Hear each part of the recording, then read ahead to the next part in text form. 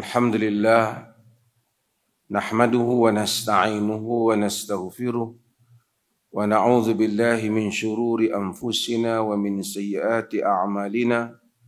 Man yahdihillahu fala mudilla lahu wa man yudlil fala hadiya lahu. Asyhadu an la ilaha illallah wahdahu la syarika lahu wa asyhadu anna Muhammadan abduhu wa rasuluh, amma ba'd. Hadirin dan hadirat yang dirahmati Allah serta sidang pendengar di RTM Perlis kita. Kali ini insya-Allah kita akan menafsirkan secara ringkas, memperkatakan tentang surah Al-Kautsar. Surah yang paling pendek di dalam Al-Quran, hanya 3 ayat. Ada 10 rangkap perkataan di dalam surah Al-Kautsar. Lebih kurang ada 42 huruf dalam surah ini. Pendek. Surah Al-Kautsar adalah surah yang mana Allah Subhanahu wa taala menghadiahkan kepada Nabi sallallahu alaihi wasallam kurniaan. Macam surah Ad-Duha memperkatakan tentang pemberian dan kurniaan Allah kepada Nabi kita Muhammad sallallahu alaihi wasallam. Tuan-tuan yang dirahmati Allah, kita sebelum nak memperkatakan tentang Nabi dan apa yang Allah kurnia pada Nabi, kita tidak akan dapat memahami ayat-ayat Allah dan hadis-hadis Nabi sallallahu alaihi wasallam sehingga kita terlebih dahulu hendaklah memahami keadaan diri Nabi sallallahu alaihi wasallam. Memahami, dalam bahasa Arab dia panggil memahami al-bu'du al-mukhatabi. Memahami keadaan addressee, diri yang mana surah ataupun ayat itu ditujukan kepadanya. Kalau kita tak faham keadaan diri itu, kita tak faham persekitaran yang dia ada, kita tak akan faham apa yang dimaksudkan bagi sebalik rangkap-rangkap ayat ini. Saya nak buat contoh sebelum tuan-tuan saya masuk dalam surah. Orang yang tak tahu keadaan, katakanlah orang tu dia tak berkahwin. Bukan semualah, contoh. Dia tak tahu hal orang berkahwin, dia tak tahu. Dia tak tahu rumah tangga orang yang berkahwin. Macam mana orang ada isteri, macam mana orang ada anak. Dia tak tahu, dia tengok dan dia tak ada feeling tu. Dia rasa macam susah aja kahwin ni, ada isteri nak kena layan isteri, bawa pergi sana, isteri nak beli barang kena bawa, ada anak-anak nak kena jaga, besar sakit kena pergi cari nafkah. Jadi dia rasa macam beban. Dan kemudian dia tak dapat faham bila orang kata aku ada nak kena balik nanti, ada urusan family. Dia tak ada family, dia tak faham. Kita cerita pun dia tak faham. Sebab dia tak ada experience, dia tidak mengalami.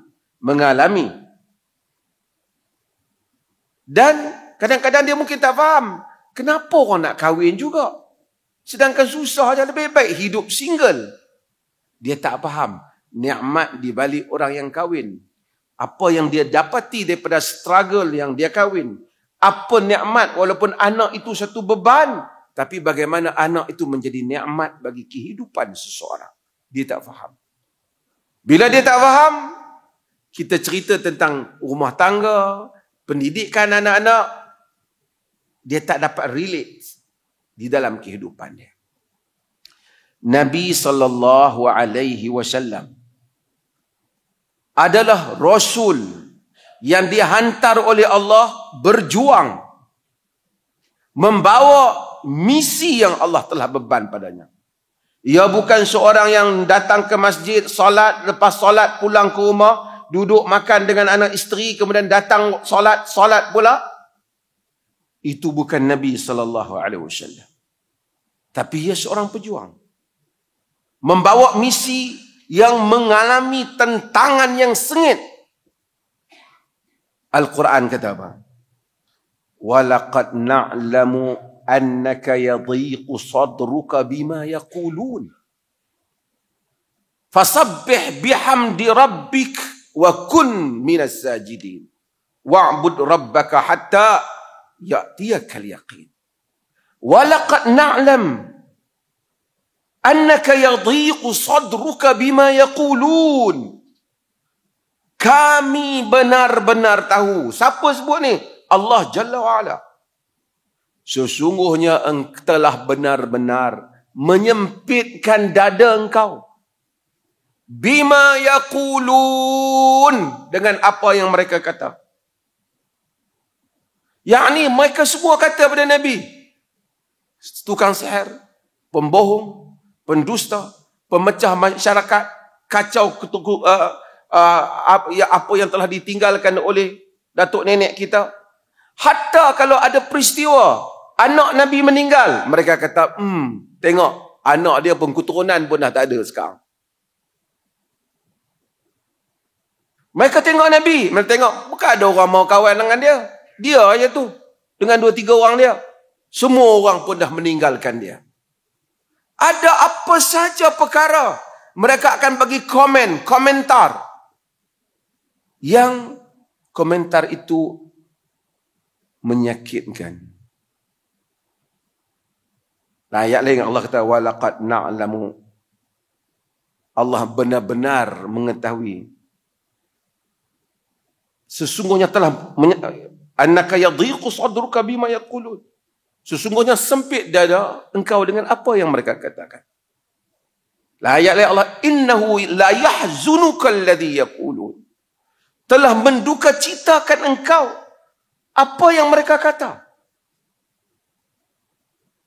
Tuan-tuan, kadang-kadang dalam hidup ni, orang pukul kita, mungkin sekali ya kita sakit. Lepas tu kita pukul dia balik. Tapi perkataan non-stop. Hari-hari orang ulas Nabi. Tengok Nabi, ulas. Peperangan, beberapa siri saja. Tapi perkataan musuh, orang-orang yang benci, tidak pernah berhenti. Insan, Nabi itu insan, bashar. Dalam hal yang seperti itu, apabila ada berita-berita dan wahyu yang datang memberikan ketenangan dan pujukan, ia sangat bermakna kepada baginda. Kerana walaupun Nabi tahu Allah akan menyempurnakan, wallahi la yutimmannallahu hadzal amra. Demi Allah, Allah akan menyempurnakan urusan ini, kata Nabi. Tapi benda di hadapan kita belum tengok. Tak tahu apa nak jadi. Bila Allah kata dalam ayat ini dan surah-surah yang lain, termasuk surah ini, surah Al-Kautsar, tuan-tuan tengok, Bismillahirrahmanirrahim, inna a'tainaka al-kautsar. Inna a'tainaka al-kautsar. Sesungguhnya kami benar-benar memberikan kepadamu al-kautsar. Perkataan al-kautsar, secara ringkas, kita masa tak cukup untuk tafsir ini, tapi ada 2 makna besar boleh diberikan. Perkataan Al-Kautsar, pertama boleh ditafsirkan sebagai An-Nahr atau Nahrun fil Jannah. Satu sungai di dalam syurga. Yakni Allah kata, tak apa, kami akan bagi pada kau sungai dalam syurga. Tuan-tuan, kita susah. Satu hari itu macam-macam orang kata kat kita. Datang satu berita, call kita, kawan kita ni. Ada satu berita, dia orang nak bagi kau anugerah sekian-sekian. Manusia je pun. Sekurang-kurangnya kita rasa, ada juga orang yang menghargai aku. Betul tak? Nabi SAW tak perlukan manusia ni. Tapi perkataan, oleh kerana Nabi hidup di dalam environment, hidup dalam persekitaran, deal with people, berurusan dengan manusia. Tapi bila semua kata, bila wahyu turun, dia memberikan kelegaan pada Nabi. Inna a'tainakal kautsar. Sesungguhnya kami benar-benar, kami sesungguhnya a'tainaka, memberi pada engkau al-kautsar. Pertama, al-kautsar tadi saya kata apa? Sungai dalam syurga. Tafsiran yang kedua adalah al-kautsar ialah al-khairul katsir. Khairun katsir, yakni kebaikan. Al-khairul katsir ataupun khairun katsir, yakni kebaikan yang banyak. Kalau sungai dalam syurga, seperti yang ditafsirkan juga oleh majoriti ulama salaf, satu sungai Allah akan bagi dalam syurga. Sungai inilah yang mana Nabi SAW nanti akan minum, akan menikmatinya. Tafsiran yang kedua kata, Al-Kautsar bukan hanya sungai dalam syurga, kebaikan yang banyak. Kerana Kautsar itu juga asasnya kaf, sa, ra dengan maksud banyak. Sekarang bulan puasa ada orang jual air Kautsar ke apa ni? Dia ambil daripada sungai tu lah. Kan? Tafsiran sungai itu pun betul lah, tapi air yang dia jual bulan puasa tu bukan sungai tu lah. Kautsar, Al-Kautsar ni kebaikan yang banyak. Kalau dengan tafsiran yang kedua, bermaksud sungai itu masuk di bawah tu. Jadi Allah akan bagi pada Nabi sungai. Allah bagi nikmat yang lain. Allah bagi syurga. Allah bagi segala kurniaannya dalam syurga. Hadirin yang dirahmati Allah. Apabila kita sebut kebaikan, apa kita bayang?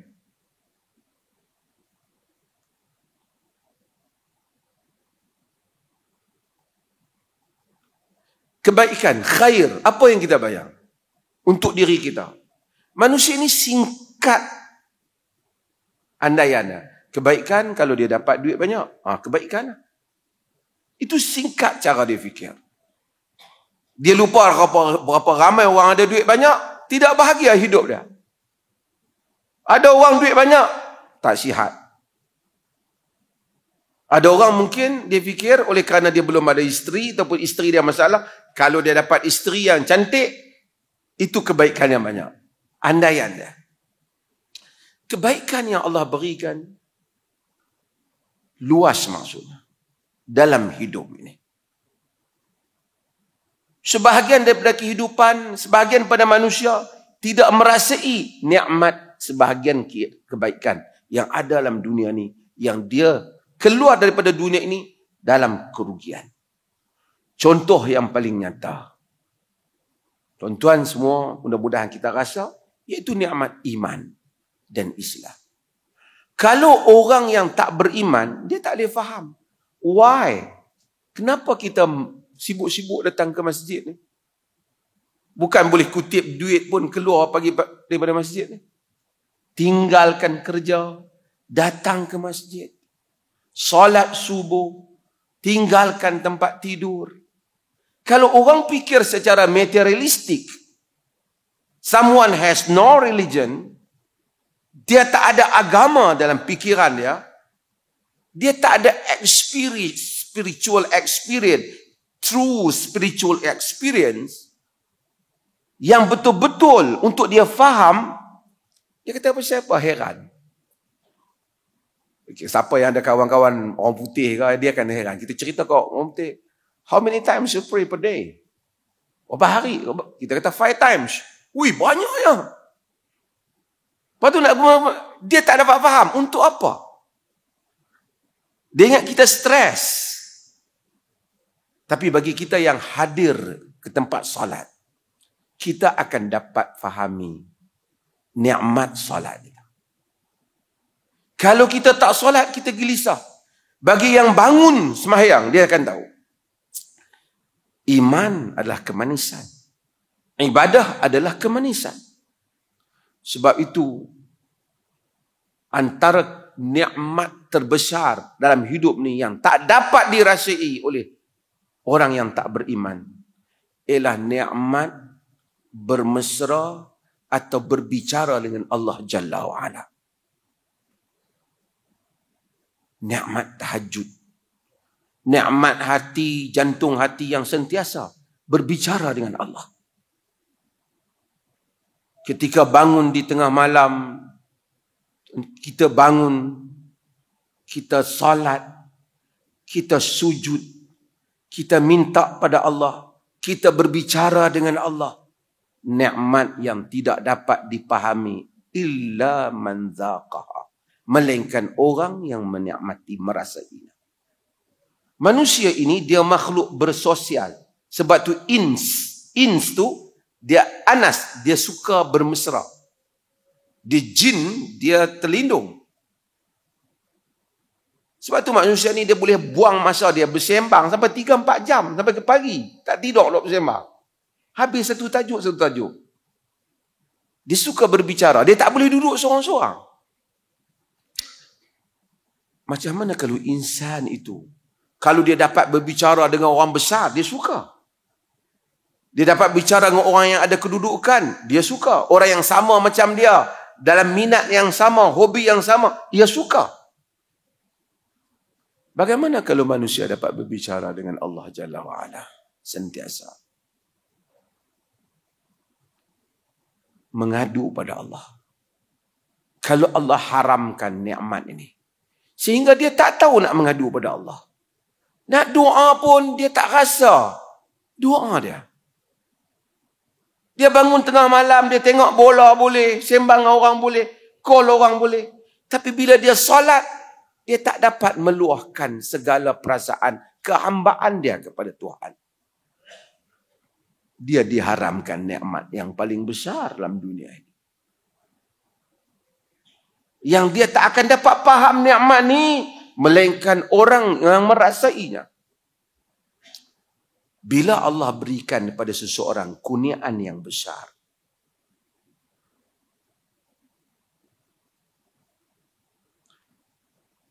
ia bukan saja merangkumi nikmat materialistik yang dipaham oleh orang, tapi ia adalah nikmat kehidupan. Nabi Musa alaihi salam menyatakan, Rabbi inni bima anzalta ilayya min khairin faqir. Wahai Tuhanku, aku ini dengan apa yang kau turunkan kepadaku dari khairin, kebaikan, faqir, aku sangat memerlukan. Lalu Allah turunkan bukan nikmat harta. Allah turunkan dia dijemput oleh lelaki di Madian. Dia bekerja, dikahwinkan, mempunyai keluarga, pulang sebagai berjuang di Mesir.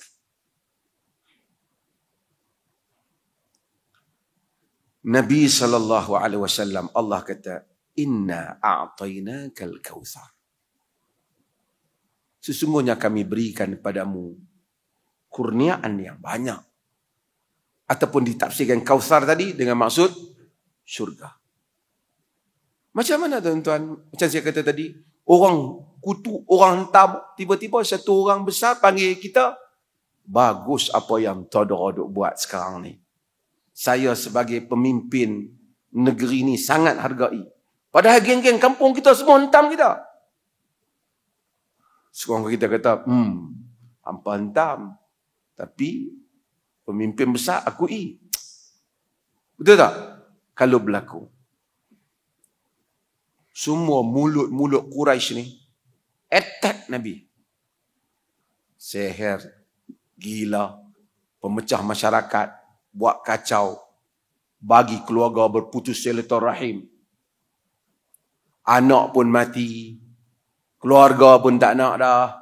Siapa pun orang adik-beradik dia pun tak mau peduli dah.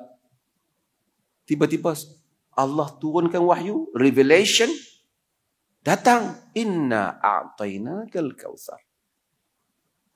Dapatkah kita bayangkan bagaimana perasaan Nabi ketika itu?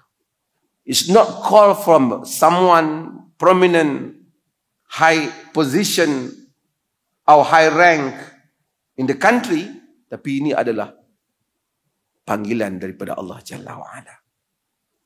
Itu makna tathbit Quran. Tapi Allah kata, untuk itu, kerana kau dapat kurniaan ni, fasalli rabbika wanhar. Maka bersolatlah untuk Tuhanmu, wanhar, dan lakukanlah nahar. Fasalli rabbik, dan solatlah untuk Tuhanmu. Secara literal, semayang untuk Tuhan. Tadi kita kata, dalam ayat tadi Allah sebut, aku tahu, kami benar-benar tahu telah menyempitkan dadamu, apa yang mereka katakan. Fasabbih bihamdi rabbik wa kun minas sajidin, dan bertasbihlah pada Tuhanmu dan jadilah di kalangan orang yang sujud. You solve your problem dengan banyakkan tasbih dan sujud. Selesaikan masalah itu. Yang ni Allah kata, setelah kau dapat kurnia, kau solat, wanhar, dan kau lakukan nahar. Nahar asalnya sini. Ni nahar. Ni awal tengkok ni. Ni nahar. Wanhar dalam konteks ni asal maksud nahar unta. Sebab tu unta ni dia potong di sini. Dia tak ada unta pergi ambil sembelih macam lembu macam orang kita dulu. Bawa main unta kat Malaysia tak tahu cara. Perebah unta tu macam lembu, dia sembelih kat tengkok unta tu. Unta tak buat macam tu. Dia itu zabah, dia tak buat macam tu. Unta dia nahar. Di sini je. Dia tosok. Tuan-tuan tengok dalam sekarang YouTube pun tuan-tuan boleh tengok macam mana Arab sembelih unta. Satu pisau kecil ya, dia tak, ni nahar, ni nahar. Maka tafsiran yang pertama, kamu solat pada Tuhanmu, dan nahar, yakni kamu korbankan unta. Maka kalau itu tafsiran yang pertama, bermaksud solat itu solat Aid, Aidil Adha, dan korban. Satu. Yang kedua mungkin juga bermakna Allah nak katakan solat untuk Tuhanmu, korban juga untuk Tuhan. Sebab orang Arab ada yang mengorbankan binatang untuk berhala. Pasal apa sebut unta? Tidak sebut untuk sembelihan yang lain. Kerana itu ialah haiwan yang paling mahal di kalangan Arab. Yakni you sacrifice. Bagikan pengorbanan kepada sesuatu yang paling mahal. Sebagai tanda syukur, engkau telah diberikan Al-Kautsar. Maksud sesiapa yang dapat kurnia, tambahkanlah salatnya. Tambahkanlah pengorbanannya. Awak dapat kurnia banyak daripada Allah, rezeki Allah bagi lebih. Solat awak betul lebih. Korban awak pun betul lebih. Sedekah awak betul lebih. Itu pada asasnya. Dan banyak tafsiran tentang maksud nahar. Ada ulama-ulama kata nahar bermaksud fasalli rabbik wanhar, yakni nahar, kamu angkat tangan kamu ni sama dengan nahar ni. Dadah. Ada yang kata nahar tu dengan maksud kamu letak tangan ni nahar di dalam solat. Berbagai tafsiran yang disebutkan oleh ulama-ulama tafsir. Dua ayat. Ayat yang ketiga, inna syani'aka huwal abtar. Sesungguhnya syani'ak yakni mumghiduk, orang yang membenci engkau. Huwal abtar, dialah yang terputus. Sesungguhnya orang yang membenci engkau, dialah yang terputus. Sebagian para ulama tafsir kata ni respon kepada orang yang kata pada Nabi Muhammad tu abtar. Terputus. Family pun terputus. Kawan-kawan pun terputus. Nikmat semua terputus. Bawa sangat ajaran tu. Perkataan ni masuk. Macam saya sebut. Nabi ni insan. Kalau Nabi berduka cita, kita pun orang kata berduka cita tak? Berduka cita. Ya ayyuhal muzammil. Sebagian ulama tafsir menyebut kerana Nabi pulang dalam keadaan itu kena mendengar perkataan yang banyak yang mengutuknya. Sebab tu kalau orang ni mau dakwah tapi tak nak kena kutuk, mustahil. Penyanyi pun kena kutuk. Dia kata dakwah apa sampai orang duk kutuk? Itu memang tabiat dakwah. Nabi memang kena kutuk. Itu adalah asam garam baginda yang baginda lalui. Inna syani'ak, orang yang membenci kau. Orang kata dakwah pun orang meluat kat dia. Nabi orang benci kat dia. Tapi Allah kata huwal abtar, mereka yang terputus. Maksudnya you don't worry. Today dia kata pada you. Dia kata pada engkau. Tetapi the end of story ini mereka semua akan tidak ada apa-apa. Tapi kita musta'jilun, kita tergopoh-gopoh, kita nak tengok yang segera. Pada hari ini, siapa angkat nama Abu Jahal, Abu Lahab? Tak ada. Yang adalah Muhammad. Sebab itu sebagian para ulama menyebut, pembawa sunnah akan diberikan kebaikan yang banyak. Pembawa bid'ah abtar, kerana dia membenci Nabi SAW. Orang yang sayang pada Nabi, walaupun struggle, dia akan disambung dengan Kausar. Orang yang membenci Nabi, walaupun nampak ada kedudukan, huwal abtar. Kerana Allah kata, inna syani'aka huwal abtar. Orang yang membencimu, dia yang terputus.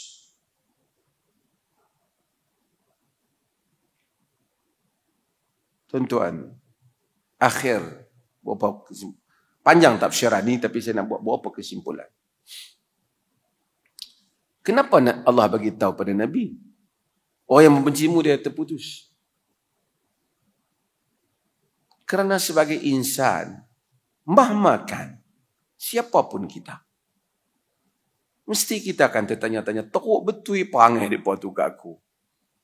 Apa kesudahan mereka ni? Betul tak? Sehingga orang teruk sangat buat kat orang. Adakah dia orang ni akan berakhir begitu? Allah beritahu Nabi, dia orang tak berakhir begitu. Today, dia kutuk Nabi, dia bawa angkatan, dia perang Nabi, dia halau Nabi keluar, dia buat macam-macam. Tapi Allah beritahu Nabi, huwal abtar. Mereka akan terputus nanti. Tapi dakwah memerlukan kesabaran. Dan apabila Nabi mendengar, bukanlah kita ni suka sangat orang lain tu kena, tapi ia satu keringanan perasaan. Kerana manusia ini, dia mencari makna adil dalam hidup ni. Macam kita tahu, kalau kita tahu Palestin mati, lepas tu yang Yahudi pun tak apa, hidup senang lenang. Tentu perasaan kita memberontak. Tapi kalau kita tahu, at the end of the day, mereka akan mendapat habuan. Tidak mungkin, tak semesti mata kita lihat. Tapi Allah kata, Allah tidak meninggalkan kezaliman itu. وَلَا تَحْسَبَنَّ اللَّهَ غَافِلًا عَمَّا يَعْمَلُ الظَّالِمُونَ. Jangan kamu sangka Allah lalai daripada apa yang dilakukan oleh orang yang zalim. Innama yuakhiruhum liyaumin tashkhasu fihi al-absar. Mereka hanya dilewatkan pada satu hari yang dibeliakkan mata-mata. ATM risau lebih waktu ni. Last, this is the shortest verse surah dalam Al-Quran. Ini surah yang paling pendek di dalam Al-Quran. 3 ayat saja dengan 10 rangkap perkataan. Kalau kita fikir, Quran dia challenge. Wa in kuntum fi raibin mimma nazzalna ala abdina fa'tu bi suratin min mislih wad'u syuhada'akum min dunillah in kuntum sadiqin. Jika kamu ragu tentang apa yang kami turunkan kepada hamba kami Muhammad, maka datangkanlah surah yang sepertinya. Bawa semua kuncu-kuncu kamu yang boleh tolong kamu jika kamu orang yang benar. Artinya kalau Quraisy, ahli bahasa, para penyair ungkaz, majaz dan seumpamanya, penyair-penyair yang hebat, kalau dia nak kalahkan Nabi, buat mari satu surah, lawan dengan surah ni 3 ayat saja. Mereka telah pergi medan perang, mereka telah berbunuh-bunuhan, belanja harta, jatuh kerajaan. Kenapa terlalu susah? Buat 3 surah, buat 3 ayat, satu surah. Dan Muhammad, we took challenge accepted. Challenge telah diterima. Tapi ternyata mukjizat Quran. Di fail. Mereka gagal untuk mendatangkan surah sependek surah Al-Kautsar. Wassallallahu ala nabiyina Muhammad walhamdulillah.